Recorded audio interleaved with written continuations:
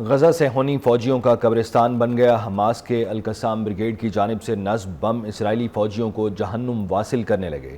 تازہ ترین اطلاعات کے مطابق غزہ کے محلہ زیتون میں ایک عمارت کے قریب بم دھماکے میں ایک صہیونی فوجی ہلاک اور 12 زخمی ہو گئے۔ غاصب صہیونی حکومت کے یہ فوجی محلہ زیتون کے نتاریم سیکٹر کی توسیع کے لیے عمارتوں کو دھماکہ خیز مواد سے منہدم کرنے کے مشن پر کام کر رہے تھے کہ ان کے قریب ہی نصب بم پھٹ گیا۔ اس دھماکے میں کم سے کم ایک صہیونی فوجی ہلاک اور 12 زخمی ہو گئے۔ زخمیوں میں 4 صہیونی فوجیوں کی حالت تشویشناک بتائی جا رہی ہے۔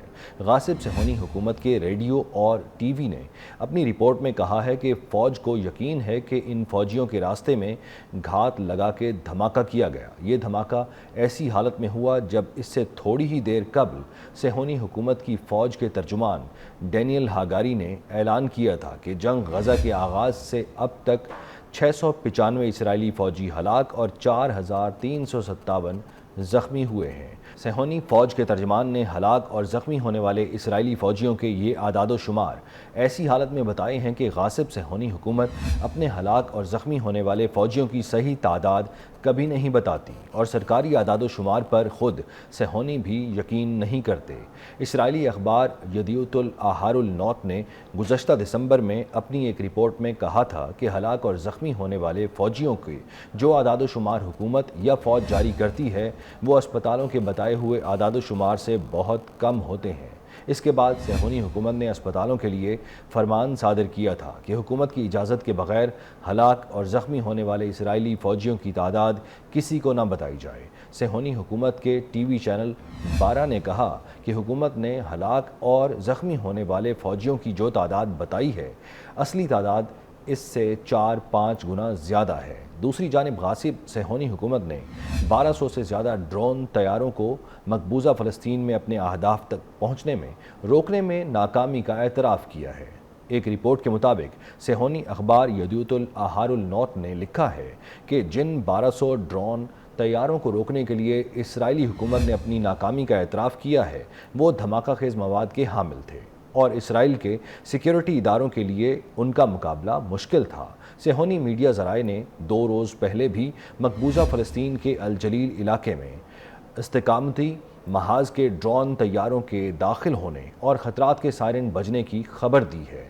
اس سے پہلے ایک صہیونی اخبار اسرائیل ہیوم نے اپنی رپورٹ میں حزب اللہ لبنان کے ایک ڈرون کے ذریعے صہیونی حکومت کے وزیر اعظم بنیامین نیتن یاہو کی رہائش گاہ کی فلم بنائے جانے کی خبر دی تھی۔